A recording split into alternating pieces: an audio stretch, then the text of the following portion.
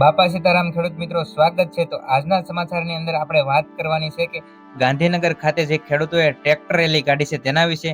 ત્યારબાદ આગળ વાત કરું છું તો હવામાન નિષ્ણાતો એટલે કે હવામાન વિભાગની અપડેટ માહિતી આવી છે. તો વરસાદ વિશે, ચોમાસું ક્યારે આવશે તેના વિશે સમાચારમાં વાત કરશું. અને ત્યારબાદ મહત્વના ખેડૂત સમાચાર ઉપર વાત કરવામાં આવશે. તો 36,000 રૂપિયા ખેડૂતોને સહાય મળે છે. તો ઘર બેઠા ખેડૂતોને આ સહાય કઈ યોજનાથી મળે છે, તો તે સંપૂર્ણ યોજના વિશેની માહિતી જોશું. જોડાઈ રહો ચેનલ સાથે. અને વાત કરવી તો જો તમે આ ચેનલની અંદર નવા હોય તો જરૂરથી સબસ્ક્રાઇબ કરજો.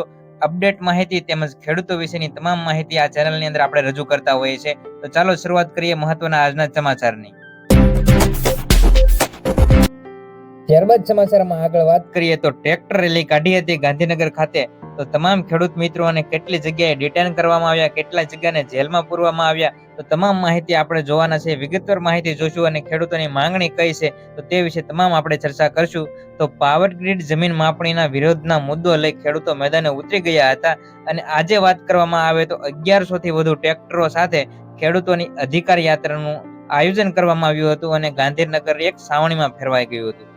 વિગતવાર માહિતી જોશું તો દક્ષિણ ગુજરાતમાંથી મોટા પાયે ખેડૂતો ટ્રેક્ટર લઈને ગાંધીનગર જવા માટે એટલે કે સોમવારે મળવાની જે ખેડૂત અધિકાર યાત્રા હતી તેમાં જોડાઈ રહ્યા હતા. ત્યારે એટલે કે રવિવારે અંકલેશ્વર ખાતે પોલીસે તેમને અટકાયત કરી હતી. પોલીસે અટકાયત કરી અને કાકડિયા કોલેજની સામે જ રસ્તા પર વિરોધ પ્રદર્શન કર્યો હતો. બાદમાં 2 કલાક સુધી પોલીસ સ્ટેશનની અંદર તે તમામ ખેડૂત મિત્રોને બેસાડી રાખવામાં આવ્યા હતા. અને વાત કરવામાં આવે દક્ષિણ ગુજરાતના આગેવાનોને ડિટેન કરી પોલીસ મથકે લઈ જવા માટે ખેડૂતોએ રસ્તા પર જ પ્રદર્શન માટે સૂત્રોચ્ચાર કર્યા હતા.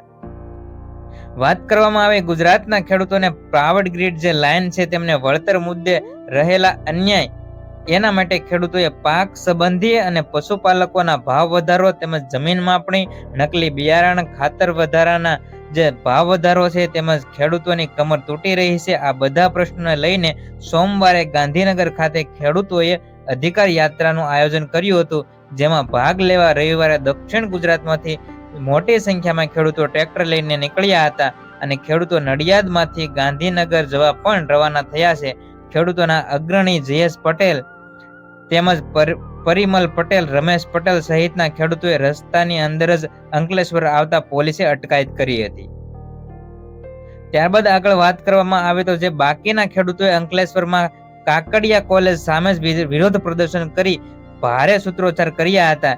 જેમાં નહીં ઝુકેંગે, જાન દેંગે, જમીન નહીં દેંગે એવા સૂત્રોચ્ચાર સાથે 2 કલાક સુધી વિરોધ પ્રદર્શન ચાલુ રાખ્યો હતો. જેથી પોલીસે ડિટેન કરેલા અગ્રણીઓને જવા દેતા ટ્રેક્ટર રેલી નડિયાદ તરફ રવાના થઈ હતી. ત્યાર પછી આવતીકાલે એટલે કે સોમવારે ગાંધીનગર ભેગા થશે.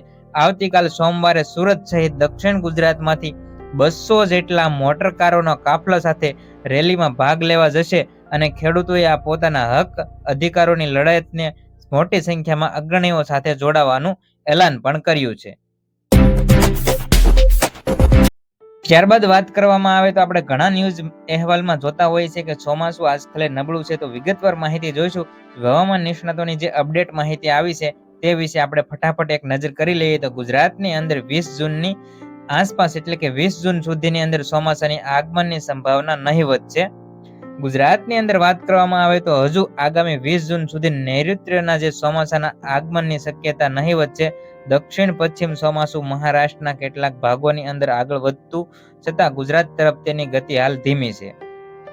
સૌરાષ્ટ્ર અને કચ્છની વાત કરવામાં આવે તો 50, જ્યારે અન્ય ક્ષેત્રની વાત કરવામાં આવે તો 25 કિલોમીટર પ્રતિ કલાકની ઝડપે પવન ફૂંકાવાની આગાહી કરવામાં આવી છે. આગળ વાત કરવામાં આવે તો હાલની અંદર રાજ્યના જે ઉપરના વાતાવરણમાં સૂકા અને ગરમ પશ્ચિમ પવનો સક્રિય હોવાથી અરબી સમુદ્રમાંથી આવતા જે ભેજયુક્ત પવનો છે તેને અવરોધે છે, જેને કારણે ચોમાસું ગુજરાતની તરફ આવવા માટે વિલંબ થઈ રહ્યું છે અને મહારાષ્ટ્ર સુધી આવીને ચોમાસું થંભી ગયું છે, જેને કારણે ચોમાસાની ઉત્તર તરફની જે પ્રતિજ્ઞા છે તે વિલંબ થઈ રહ્યો છે અને આગામી દિવસોમાં સૌરાષ્ટ્ર અને કચ્છના વિસ્તારોની અંદર 50 થી 55 કિલોમીટરની પ્રતિ કલાકે પવન ફૂંકાવાની શક્યતા વ્યક્ત કરવામાં આવી છે. જ્યારે વાત કરવામાં આવે તો રાજ્યના અન્ય મોટા ભાગોના વિસ્તારો છે તેવા વિસ્તારોની અંદર 20 થી 30 કિલોમીટર પ્રતિ કલાકની ઝડપે પવન ફૂંકાવાની પણ આગાહી કરવામાં આવી છે. ઉત્તર અને મધ્ય ગુજરાતની વાત કરવામાં આવે, ઉત્તર ગુજરાત એટલે બનાસકાંઠા જિલ્લો, અને જ્યારે બનાસકાંઠા આજુબાજુના જિલ્લાઓ અને મધ્ય ગુજરાતની વાત કરવામાં આવે તો આણંદ બાજુના જે જિલ્લાઓ છે તેને મધ્ય ગુજરાતના જિલ્લા આ પ્રમાણે યથાવત રહેવાના છે.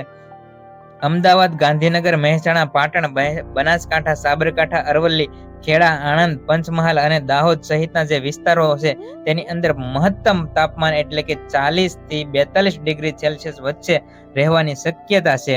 અને જ્યારે વરસાદની વાત કરીએ તો આગામી સપ્તાહ દરમિયાન રાજ્યમાં કોઈ પણ નોંધપાત્ર સિસ્ટમ સક્રિય થવાની હજી શક્યતા દર્શાતી નથી. જો કે દક્ષિણ ગુજરાત અને સૌરાષ્ટ્રની અંદર કેટલાક દરિયાકાંઠા વિસ્તારોની અંદર વહેલી સવારે છૂટા છવાયા હળવા ઝાપટા પડી શકે તેવી આગાહી પણ કરવામાં આવી છે. ત્યારબાદ મહત્વના ખેડૂત સમાચાર ઉપર એક નજર કરીએ તો આજે આપણે જોવાના છીએ કે ખેડૂતોને દર વર્ષે 3000 રૂપિયાની સહાય મળે છે. તો કઈ યોજના વિશે મળે છે અને કઈ રીતે આ યોજનાનો લાભ લેવો, તમામ માહિતી આજના વિડીયોની અંદર જોવાના છે. અને ખાસ કરીને તમે જો આપણી ચેનલની અંદર નવા હોય તો જરૂરથી સબસ્ક્રાઇબ કરી નાખજો. અને કોઈ પણ ખેડૂતો માટેની સરકારી યોજના વિશેની માહિતી જોતી હોય તો આપણને કોમેન્ટમાં લખી દેજો. તે તમામ ધારાધોરણ સરકારના નિયમ પ્રમાણે અમે તે યોજનાની માહિતી સહિતનો વિડીયો આ ચેનલની અંદર રજૂ કરશું. તો વાત કરવામાં આવે કે પ્રધાનમંત્રી કિસાન માનધન યોજના, આજના વિડીયોની અંદર આપણે ચર્ચા કરવી છે કે પ્રધાનમંત્રી કિસાન માનધન યોજના શું છે અને કઈ રીતે ખેડૂતોને એક મહિને 3000 રૂપિયાની સહાય મળે છે. એટલે કે વર્ષના અંતે વર્ષ દરમિયાન 36000 રૂપિયાની સહાય મળે છે. તે વિશે આપણે વિગતવાર વાત કરશું. પ્રધાનમંત્રી કિસાન માનધન યોજનાનો મુખ્ય હેતુ દેશની અંદર એવા નાના અને સીમાંત ખેડૂતો માટે ડિઝાઇન કરવાનો હતો કે તેમની પાસે જે કુલ મળીને 2 હેક્ટર કે તેથી ઓછી ખેતી લાયક જમીન છે તો આ યોજનાનો લાભ તેઓ લઈ શકે અને તેમને વાર્ષિક 36000 રૂપિયાની સહાય મળી શકે. તો આ યોજનાની અંદર એવું છે કે 18 વર્ષથી લઈને તમારે આ યોજનાની અંદર ખાતું ખોલાવવાનું હોય છે. સાદી અને સરળ ભાષામાં સમજી લઈએ આ માહિતીને તો 18 વર્ષથી લઈને કોઈ પણ ખેડૂત મિત્રો આ યોજનાની અંદર ભાગ એટલે કે ખાતું ખોલાવી શકે છે. શરૂઆતની અંદર આ યોજનાની અંદર એવું હોય છે કે તમારે 60 વર્ષ સુધી આ યોજનાની અંદર તમારે પૈસા ભરવાના હોય છે. ભરવાની રકમ જે ધારાધોરણ નિયમ પ્રમાણે 100 રૂપિયા, 150 રૂપિયા કે 200 રૂપિયાની આસપાસ હોય છે. તમારે દર મહિને 100 રૂપિયા જેટલા પૈસા ભરવાના હોય છે અને તમારી 60 વર્ષની ઉંમર થાય એટલે તમને દર મહિને 3000 રૂપિયા ભથ્થું એટલે કે 3000 રૂપિયાની સહાય પ્રધાનમંત્રી કિસાન માનધન યોજના અંતર્ગત તમને દર મહિને 3000 રૂપિયાની સહાય એટલે કે એક વર્ષની અંદર 36000 રૂપિયાની સહાય મળે છે. દર મહિને આ સહાય મળશે. આ સહાયને પેન્શન સ્વરૂપે મળવામાં આવશે અને તમારી ઉંમર 60 વર્ષ પૂરી થઈ જશે ત્યારે જ સરકાર તરફથી તમને દર મહિને 3000 રૂપિયાની ફિક્સ પેન્શન સીધી તમારા બેંક ખાતાની અંદર ટ્રાન્સફર કરી દેવામાં આવશે. આ રકમ વર્ષના હિસાબે 36000 રૂપિયા જેટલી થાય છે. ઘડપણમાં દવાઓ અને રોજબરોજના જે નાના મોટા ખર્ચાઓ આવે છે તો તે ખર્ચાને પહોંચી વળવા માટે આ યોજના ખૂબ મદદરૂપ થાય છે.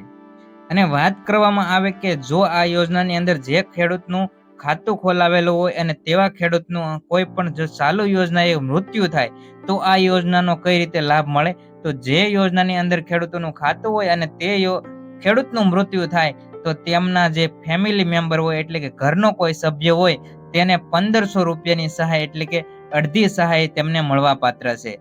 જો ખેડૂતનું મૃત્યુ થાય તો તેમના ઘરના સભ્યને 1500 રૂપિયા મહિને સહાય મળવા પાત્ર છે.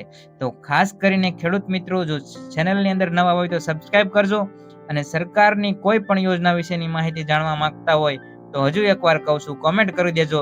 જરૂરથી તે યોજના વિશેની માહિતી અમે શેર કરશું.